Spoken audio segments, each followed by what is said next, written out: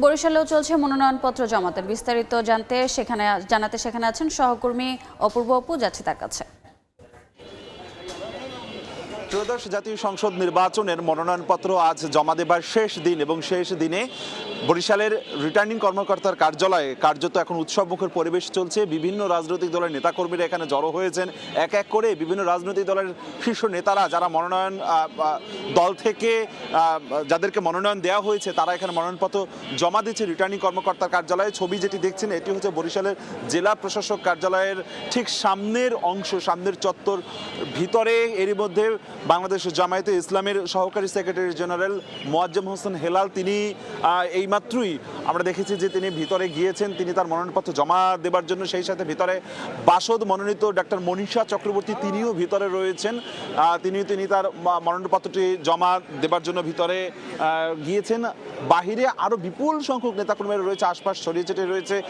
যদিও বা পুলিশের কড়াকড়ি নিরাপত্তার কারণে তারা বলছেন যে ভিতরে কেউ অবস্থান নিতে পারবে না। সবাই সামনের যে রাস্তার অংশে সবাইকে দাঁড়ানোর আহ্বান জানানো হয়েছে।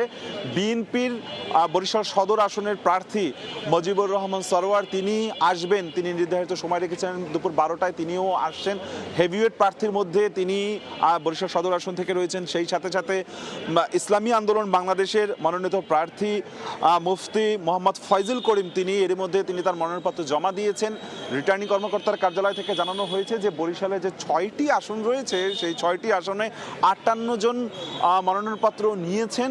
তারা এখন অপেক্ষার পালা যে কে জমা দেয়, যেহেতু আজকে শেষ দিন। এর আগে 58 জন মনোনয়নপত্র জমা সংগ্রহ করেছিলেন এখান থেকে। সেই সাথে 6টি আসনে 22,83,000 অর্থাৎ প্রায় 23 লাখ ভোটার রয়েছে।